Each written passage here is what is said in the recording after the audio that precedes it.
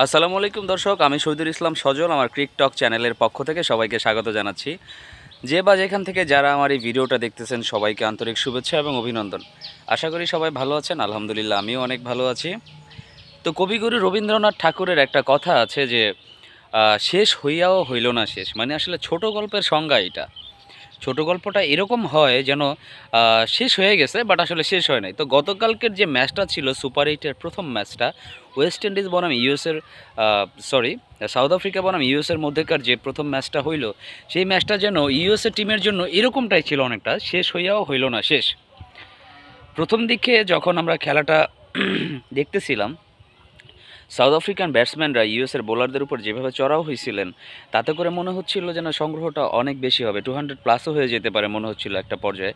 But শেষের দিকে গিয়ে ইউএসের বোলারদের কল্যাণে সেটা আন্ডার 200 থাকতেই আসলে বাধ্য হয়েছে সাউথ আফ্রিকান ব্যাটসম্যানরা 194 রান করেছে 3 উইকেট হারিয়ে। তো সেইখানে সবচাইতে বেশি অবদান ছিল হচ্ছে কুইন্টন ডিকক 40 বলে 74 রানের একটা ইনিংস খেলে দিয়েছেন। তারপরে Aiden Markram South African captain, উনি 40 রানের একটা ইনিংস খেলেছেন। তারপরে শেষের দিকে এসে হেনরিক ক্লাসেন করেছেন আপনার 36 রান, এবং তার সাথে ক্রিস্টিয়ান স্টাফস উনি 26 রানের মতো করেছেন। তো এই চারজন ব্যাটসম্যানের কল্যাণে আসলে মূলত সাউথ আফ্রিকান টিম 194 রানের একটা বিশাল সংগ্রহ পায়। কিন্তু জবাব দিতে নেমে টিম ইউএসএ তেমন একটা সুবিধা করতে পারেনি। জবাব দিতে নেমে আপনার প্রথম 70 রানের ভিতরেই তাদের 5টা উইকেট হারায় যায়। তো 70 রানে যখন তারা 5টা উইকেট হারায় ফেলছে, তো ভেবে নিয়েছিলাম যে ম্যাচটা প্রায় একতরফা হতে চলেছে, কারণ সাউথ আফ্রিকান যে বোলিং লাইন আপ আছে তারা মেবি আর 20-30টা রানের মধ্যেই তাদেরকে গোটায় দেবে। কিন্তু এখানে সমস্যা বাধাইছে হয়েছে ইউএসএ টিমের দুইজন ব্যাটসম্যান, একজন হচ্ছেন গোস আর একজন হচ্ছেন আপনার হারমিত সিং। এই দুজন লাস্টের দিকে এসে যে 70 বা 80 রানের একটা পার্টনারশিপ করছে, সেই পার্টনারশিপটা আসলে ভয় ধরাই দিয়েছিল সাউথ আফ্রিকার ফ্যান্সদের মনে। সাউথ আফ্রিকান প্লেয়াররা চিন্তাই করতে ছিল যে আমি নিজেও চিন্তা করতেছিলাম যে ম্যাচটা কি হাতছাড়া হয়ে যায় নাকি সাউথ আফ্রিকার। একটা পর্যায়ে লাস্টের দিকে এসে 12 বলে 28 রানের দরকার ছিল, যেইখানে দরকার ছিল 5 ওভারে আপনার 68 রান, 30 বলে 68 রান দরকার ছিল, সেইখানে এসে লাস্টে 12 বলে 28 রান দরকার ছিল হচ্ছে আপনার এই টিম ইউএসের জন্য।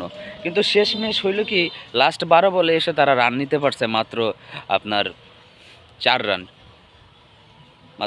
তারা নিতে পারছে। তো ম্যাচটা শেষ পর্যন্ত আপনার 21 রানে জিতে নিয়েছে টিম সাউথ আফ্রিকা। বাট 21 রানে দেখা গেছে, আপেক্ষিকভাবে দেখা গেল 21 রানে জিতে গেছে, কিন্তু আসলে ম্যাচটা আমার কাছে মনে হয়েছে যে ইউএসের প্লেয়াররা যে লড়াইটা করছে, যে মানসিকতার পরিচয়টা দিচ্ছে, সত্যি কথা ম্যাচটা প্রায় জমেই গেছিলো ভাই। যারা ম্যাচটা দেখছেন তারা বলতে পারবেন যে ম্যাচটা কতটা ক্লোজ হয়ে যাচ্ছিল। অলমোস্ট প্রতিটা ওভারে এন্ড্রিক নকিয়ার এক ওভারে যখন 20 রান চলে আসে, তখন আপনি কিভাবে চিন্তা করবেন যে পরের ওভারে কাগিজো রাবাডা এসে আপনার সেই রানটাকে কমায় রাখবে, আপনি নিজে চিন্তা ভাবনা করতে পারবেন না। তো আসলে সব দিক মিলিয়ে গতকালকের ওই সাউথ আফ্রিকা বনাম ইউএসের ম্যাচটা খুবই মজার ছিল। পার্সোনালি আমি ম্যাচটাকে খুব এনজয় করছি। আপনারা কেমন কী এনজয় করছেন আমি জানি না। তবে দর্শক, একটা জিনিস খুব ভালো লাগছে যে এই রান খরা থেকে বের হয়ে মোটামুটি ওয়ার্ল্ড কাপে রান হচ্ছে, এই জিনিসটা আমার কাছে খুব ভালো লাগছে। কারণ আসলে টি-20 স্বভাব সুলভ চরিত্র হচ্ছে ব্যাটে বলে রান হইতে হবে, ব্যাটসম্যানরা ফর্মে থাকবে, বোলারদেরকে মারবে, বোলাররাও থাকবে। আপনার একটা সামঞ্জস্যতার ব্যালেন্স থাকতে হবে এই খেলাগুলোর মধ্যে, তাহলে আপনি খেলা দেখে মজা পাবেন, আর নয়তো মজা লাগবে না। বাট সত্যি কথা বলতে কি, ইউএসের মাটিতে যেই শর্ট রানের যে খেলাগুলো হয়েছে, এগুলো কিন্তু মোটামুটি আমরা সবাই এনজয় করছি। একদম যে এনজয় করি নাই তা না, সেখানে কিন্তু মোটামুটি ব্যাটসম্যান বোলার সবাই একটা ভালো সুবিধা পাইছে। আপনি যে ভালো খেলতে পারছে টোটাল অ্যাকচুয়ালি ম্যাচ শেষে কিন্তু তারাই আসলে জয়লাভ করে আসছে। তো এই হচ্ছে ফ্যাক্ট দর্শক। আশা করব যে অ্যান্টিগুয়াতে যে ম্যাচটা হয়েছে, পরবর্তী অস্ট্রেলিয়ার এগেনস্টে বাংলাদেশ টিমের ম্যাচ আছে হচ্ছে আপনার অ্যান্টিগুয়াতে।